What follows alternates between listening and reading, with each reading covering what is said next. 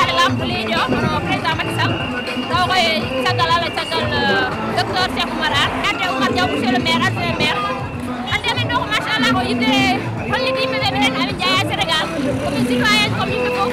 min ngal holli dame fandara men wal min ngal holli dole ak dame kan min ngal holli Cheikh Oumar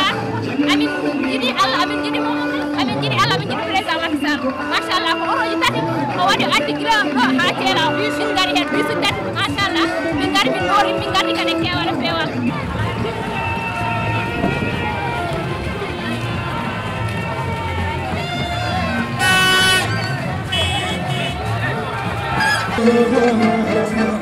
Nargai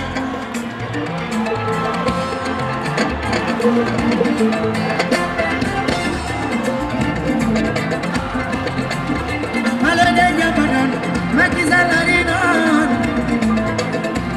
Umengorade Malade Macky Sall Hege men gazi Bongo men gazi Jampere men gazi Jampere men iwi Bayni men gazi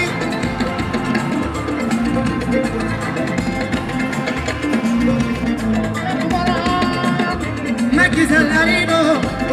Arido Arido Yoti mala arido Arido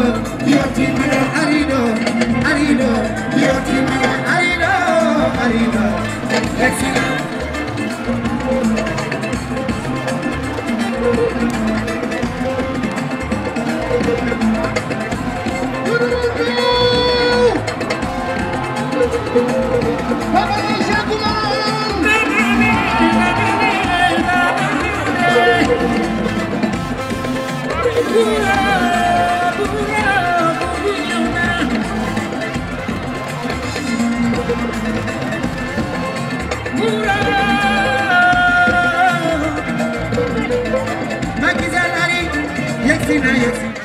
Avec tous les élus de la région du département de Podor, les maires, le président du conseil régional, les conseillers régionaux, les conseillers municipaux, ils m'ont demandé de vous dire qu'ils vous ont accueillis dans l'unité. Ils vous ont accueillis parce que vous leur avez fait beaucoup d'honneur. Monsieur le Président,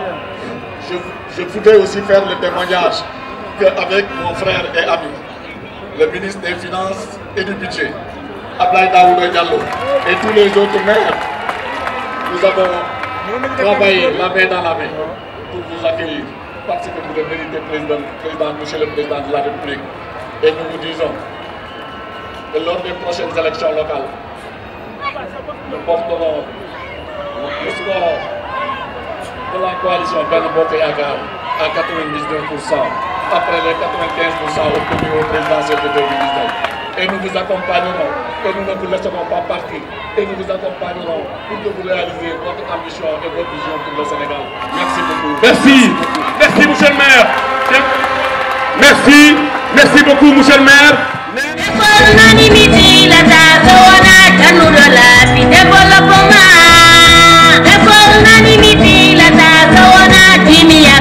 Président Macky Sall.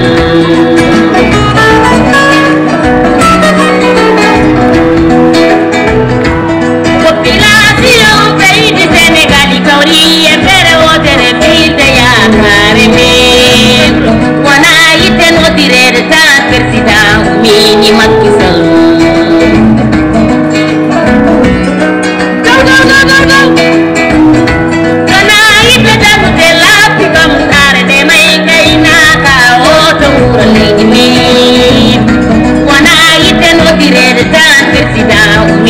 Macky Sall.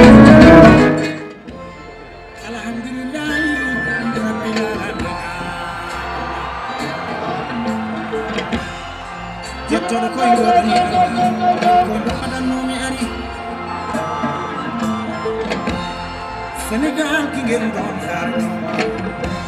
Sénégal ma padam koy ari Macky Sall koy ari andi jam Jono mon go Cheikh Oumar habi woni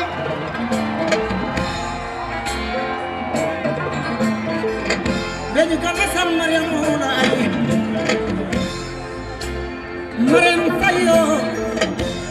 Marème Faye kooku mooy Madame Sall ah Madame Sall yo Macky Sall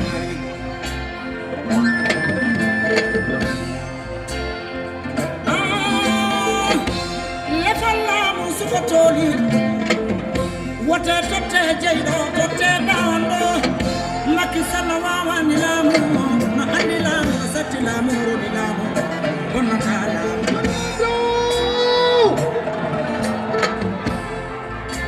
man xam naa ne doomi Sénégal dootul fi taxawaalu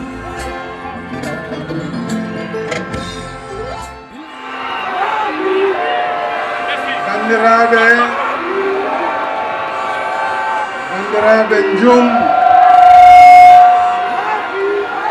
Ndioum masine Toro bandiraɓe Toro bandiraɓe Law bandiraɓe département de Podor adi fof mboɗo salmina mboɗo juuro ceerno men ceerno Madani Mountaga Tall mboɗo tottamo salminango ɓaawo e ceerno men ceerno Bachir Tall jooɗaniɗo ɗo Cheikh Oumar Foutiyou e ɓesgu mum fof oɗo salmina mawnam banam debbo sohna Oumou Salamata Tall oɗo salmina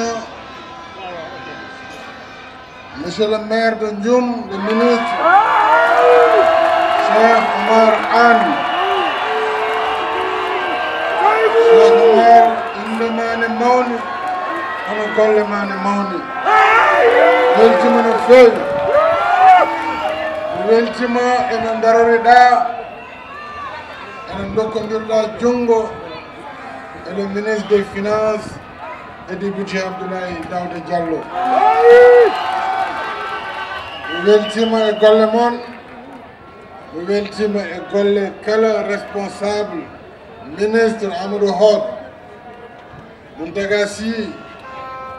et kala responsable gonɗo ɗo e nder département de Podor mboɗo salmina l'ensemble des ministres d'État monsieur le ministre des Transports Mansour Faye honorables députés membres du Haut Conseil et du Conseil économique social et environnemental monsieur le gouverneur de la région de Saint-Louis monsieur le préfet du département de Podor monsieur le président du conseil départemental de Podor, M. Mamoudou Dia, messieurs les sous-préfets, messieurs les maires des communes du département, chers partenaires, autorités religieuses et coutumières du département, chère population de Ndioum, chère population du Lao, du Halaïbé et du Toro. Je tiens d'abord à vous dire du fond de mon cœur, on jarama, on jarama, on jarama. Pour 10 000 hectares, 10 000 non, elle est ujunaji sappo e hectare ɗum ko leydi kewndi alay sago ko aménagement uji kesi baɗeteɗi e nder Podor nder Matam ha e Kanel oɗon gandi darndam faade e ndema e awo e gaynaka sabu ko ɗum jogui leydi ma wawano hoore mum wawa liggade ko wurdata ɗum noon koye programme o woni laabi ɗi noon eɗen ganduno nodi mbano musde min mi ari ɗo 2009 mi arti ɗo 2010 2011 pourquoi d'ailleurs mboɗo yetta Abou Djouba o ka jimɗo ɗo joni nde o yimata ɗum ɗo ko 2009 mboɗo darni parti o wi Macky Sall ari addi jaam Macky Sall ari yettima ɗo oɗo cassette min mbaɗiri ɗum campagne de 2009 2010 2011 2012 min piiɓeɓe paye leydi ɗum noon Allah jarama a jarama Abou Djiba de an e Dundiya Mbengue kankone 2009 o yiino ko arata ko tarik mi yaade Ablaye en on ɗon saaha ɗo gili en yedde sow en eɓe keewi amin darna parti o ɓene mbiya onon de hay nokku on jahani kono laaɓi de laaɓi ceer ɗum noon hollirta tan koye golle yimɓe ngoni min kala paɗomi haala wiyata kam ɗon haalaɓe yo kalten enen gonene golle ko ɗum woni ko fuɗɗa ko teɗo faya ɗo kadi ɓuuri ɗum noon Allah jarama on jarama ceerno Madani mi weltima no feewi hande jondema ɗo ɗo ganduɗa mi wawa ɗum haalde saabu mboɗo hande koye Fouta gonmi hande koye Toro gonmi ɗum noon Allah jarama on jarama mboɗo totta on rendez-vous noon janggo e law e yirlaɓe janggo noon natanmi kadi département de Matam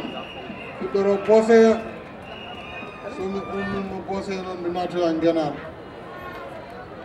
ɗon noon ko janggo kalatmi ɗum Allah jaaɓi mi weltima hande Farba mi weltima no fewi e konngol ma Allah jarama jarama merci beaucoup